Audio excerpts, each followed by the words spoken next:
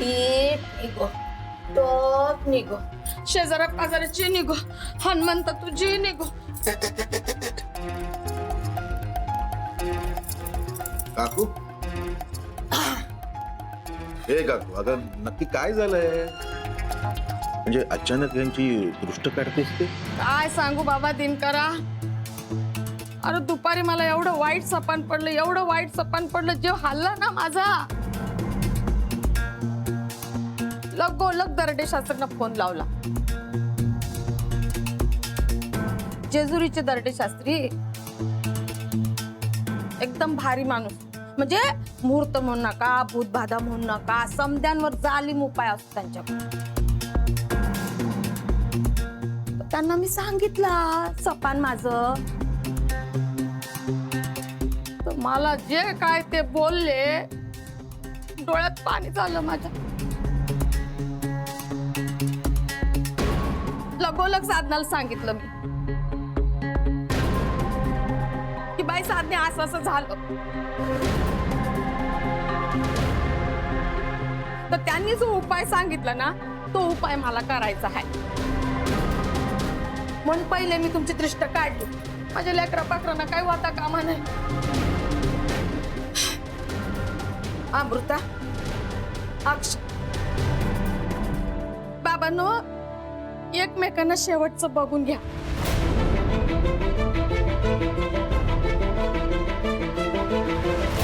हे जे काही चाललंय ना, यात काहीतरी गडबड आहे. शेवटचं वय पण आजी का? आजपासून 7 दिवस तुम्हाला वेगळं राहायचं एकमेकांपासून. 7 दिवस?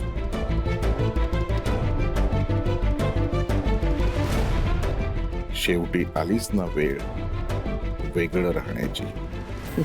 एकमेकांशी बोलायचं नाही, एका खोलीत राहायचं नाही,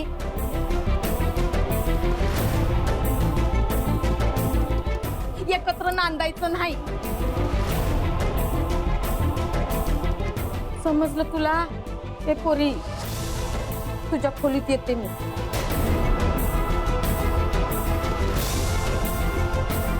आजपासून तू आणि मी तुझ्या खोलीत राहायचं. आणि ये बाबा, तू आजोबांसोबत पेडीवर झोपायचं. हा?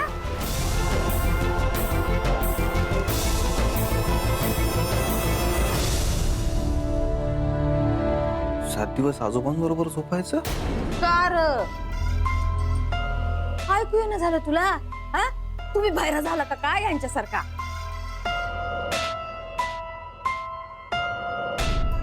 चला चला चला, आता नाही बघायचं एकमेकांकडं. झालं, सुरू झालं आपलं आता, येळ सुरू झाली. हा,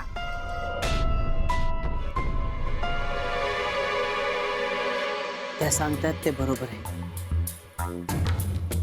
तुम्ही एकमेकांपासून वेगळं राहायचं. पण माई, का ग? तुझा का जीव वर खाली होतोय का?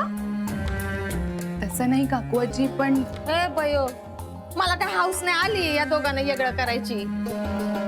हे व्रत आहे, ईशाची परीक्षा नको म्हणून हे सगळं करते. आणि मला असं वाटतं मनापासून की माझ्या पोरांचं नीट व्हावं. कुणाचा विश्वास असो नसो, माझा आई. आणि मी मोठी आहे ना व घरातली, मग मोठ्या माणसांचं ऐकायचं नाही.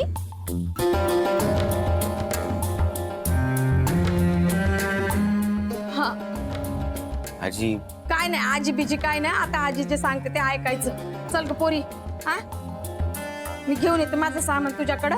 आणि राजा, तू तुझा अंथरून पांघरून घेऊन पेडीवर जा.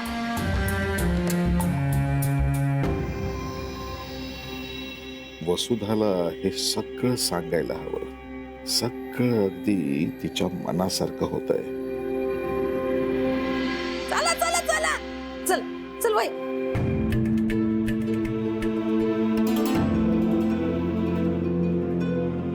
तुझं काय? जा की झोप आता.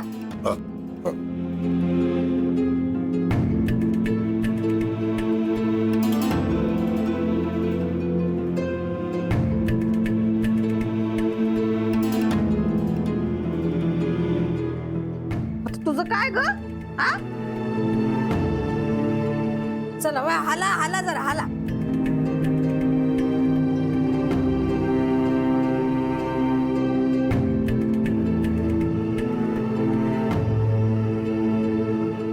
तुझं काय ग? हा, तुला उभं केलं कोणी तू पुतळ्यासारखं? हो की, जा की. माई, आजच अमृताने माझ्याकडचा सिल्कचा गाऊन घेतला होता. अच्छा, म्हणजे तो गाऊन तुझा होता तर. हो. बर, जा आता, काळजी करू नको. हा, निवांत आतमध्ये बस. आजे सासवाने सांगायचं, नाचुनाने ऐकायचं, कळलं का? जा, काळजी करू नको. जा जा. जा.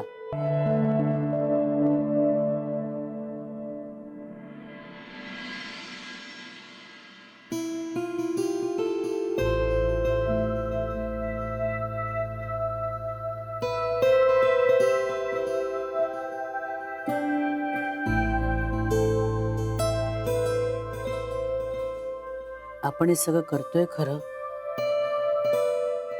पण धडधडतंय हो मला. कळत नाही काही. आपल्या अपरोक्ष हे मुलं काय प्लॅनिंग करत असतील? म्हणजे या दोघांना एकत्र राहायचंय का वेगळं व्हायचंय? ते समजणं अवघड होऊन बसलंय सगळं. माझं बी डोकं भंजाळगत झालंय ग. म्हणजे जेजुरीला अक्षयने अमृताला कडेवर घेऊन देवाचं दर्शन घेतलं ग, एवढ्या पायऱ्या चढून. आणि इकडे आल्यावर घटस्फोटाचा अर्ज भरला. इप्रीतच म्हणायचं, पण नाही, आपण उपाय करतोय ना व. एका उपायाने नाही हाती लागणार आपल्याला, पण त्या दोघांनी येगळं ठेवायचं. काहीतरी हाताला गावल बघ. हा, अशी आशा तरी वाटते मला. मला तर खात्री वाटते साधने, अक्षयचं अमृतावर लय प्रेम आहे. फक्त त्याला ते काय म्हणतात ते व्यक्त करता येत नाही. आपण करू ना काहीतरी. आपला हा उपाय लागू पडेल बघ, 100% लागू पडेल. हा.